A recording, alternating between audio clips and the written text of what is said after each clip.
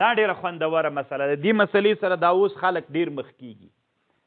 یو سړی د طالبانو دی تا ته راغی، تا ته ویلي چې دما یو کار بند ده، نو که ته والي ولسوال وزیر قاضي ته ووایې چې د دما کار خلاص شي، په روا کار نه ده، وی ناروا کار نه ده طالبانو، په روا کار ده، نو تا ته جائز د طالبانو ورونو چې ته مثلا د ده شفاعت وکړې، قاضي ته ووایې ولسوال والي ته ووایې چې د ده کار څنګه که، د ده کار خلاص که او د ده کار وکه.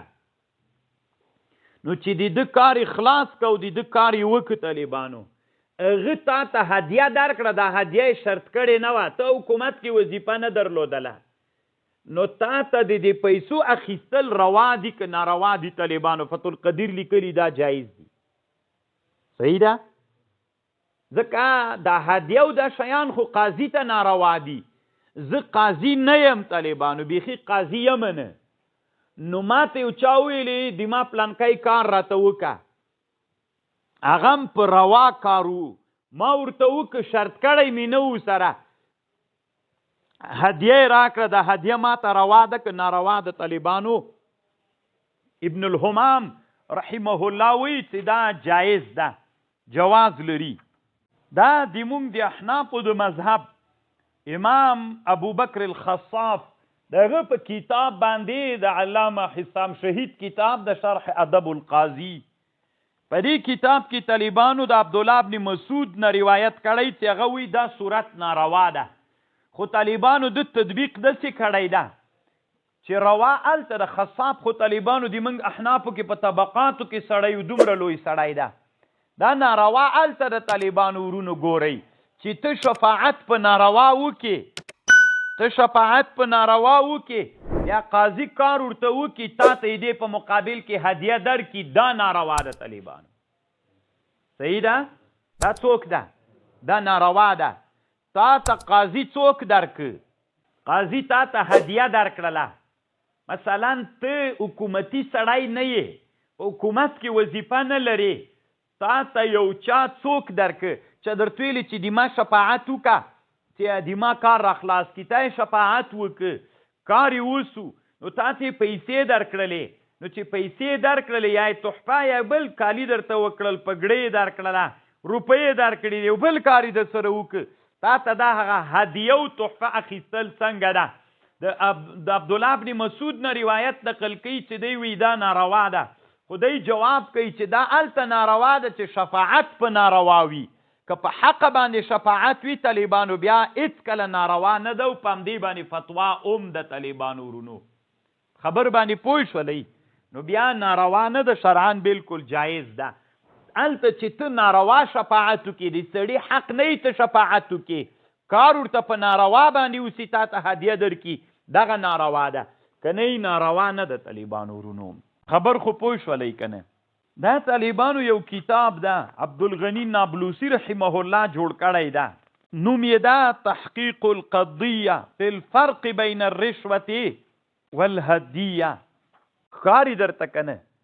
تحقیق خپل باب کې ترې طالبانو ښه کتاب نشته ده، تحقیق القضیه فی الفرق بین الرشوة والهدیه.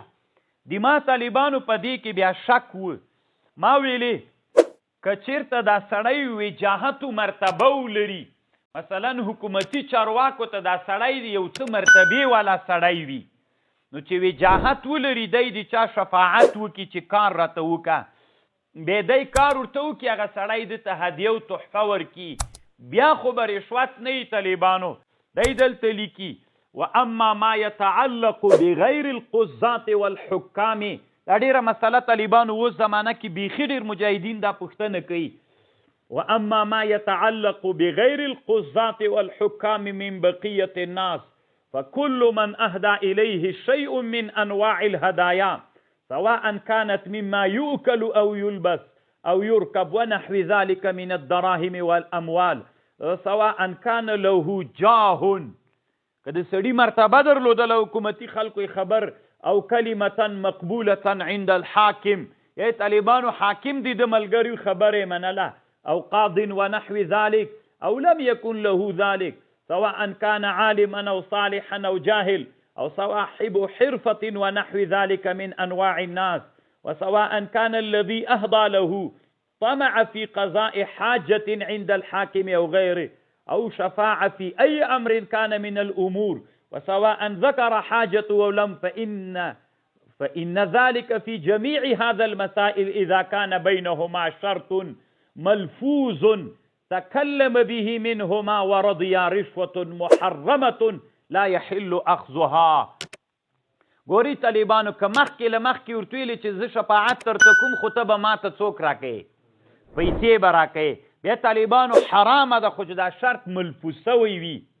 وإذا لم يكن بشرط ملفوظ ولكن علم كل منهما أن تلك الهدية في مقابلة أمر مخصوص فليس ذلك برشوة ولا يحرم قبوله، فهو هبة وهدية.